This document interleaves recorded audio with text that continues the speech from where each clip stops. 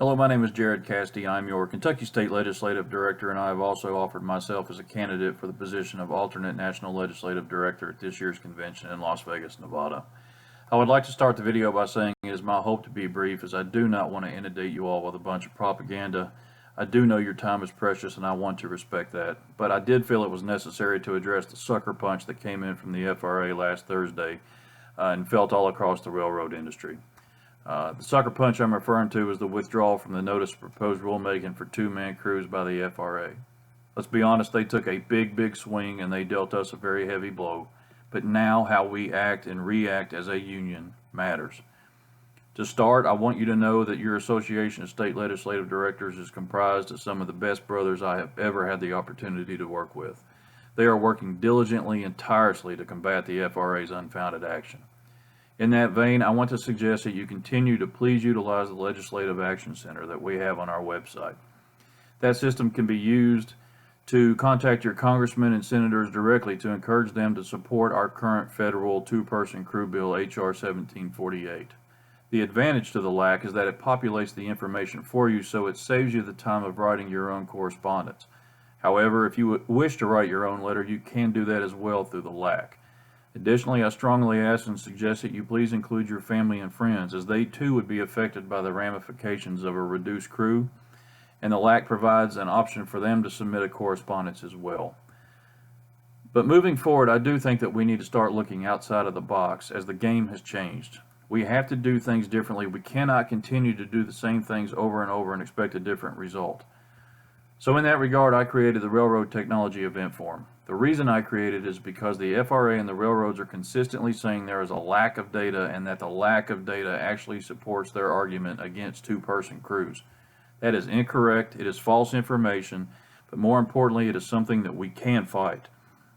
If you go back and look at the withdrawal that was put out last Thursday by the FRA, you'll see they used the word data 33 times. 33 different times they mentioned data, but not once did they mention data in that it is overwhelmingly substantial in the information that it provides, but rather the entire focus and the point is on the lack of data. In other words, they are waging their entire argument on what they do not know. They are willing to take the risk to railroaders, to infrastructure, the risk to the public, and so on, just because they're for sale to the railroads.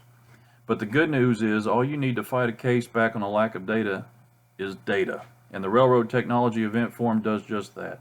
It brings you into the fight and gives you a means to tell your story, all while giving us a measurable and tangible way to present the reality of modern railroading and the data we need to win the war at every table. Every single day the railroad's technology fails. You know that to be true.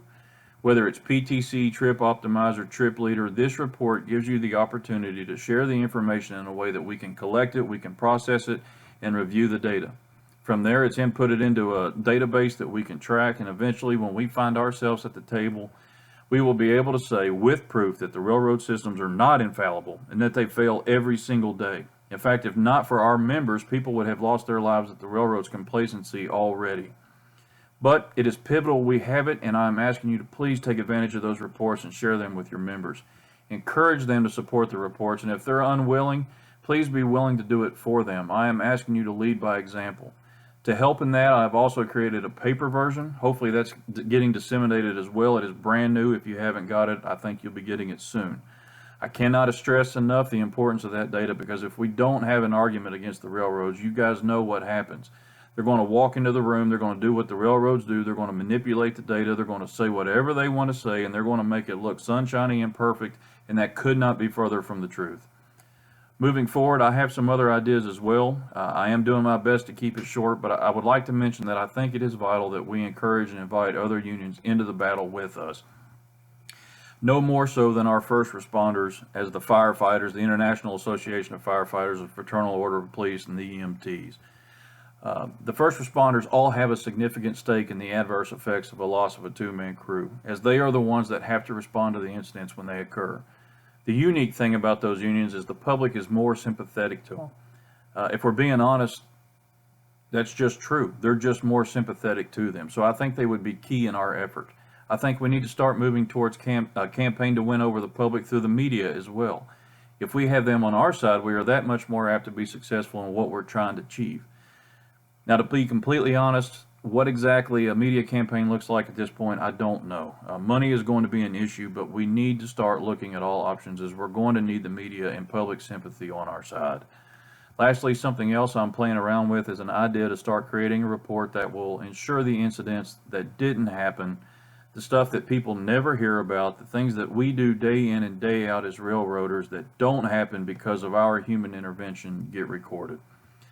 As an example, let's say an engineer is acknowledging something on his PTC screen and his attention is focused on the screen rather than the track ahead. We'll play out the classic scenario, a red ball bouncing from the side and a toddler chasing it right towards the tracks. The engineer is distracted, he's doing his job, following the railroad rules and inputting and dealing with the railroad's technology. The conductor sees what happens, blows the whistle, scares the toddler runs back towards the house, and the conductor, in that instant, has saved that child's life. That moment, that story, it happens all the time, but it never gets told, and I think we need to start figuring out how to capture that. I believe it would work well in a media campaign, and I think it would help solidify the fact there is no replacement for human intervention, and especially two-man crews in the cab of a locomotive. Hopefully I kept the video short enough, and I thank you for your time. In closing, I would like to say that I did send out an introductory letter to introduce myself back on May 8th via email. It is my sincerest hope that you received it, but if for some reason you did not, I will put my contact information at the end of this video. If you didn't get it, please feel free to contact me and I will be glad to send it to you. If you would like to talk more regarding these issues or anything else that's important to you in your job, please feel free to contact me at your convenience.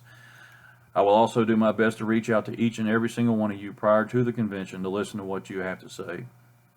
To me, this union is not a union if we're not listening. Communication is key, education is key, but we have to listen to understand the issues that are important to you and to best represent you, our members. I look forward to hearing from you, and I thank you for your time.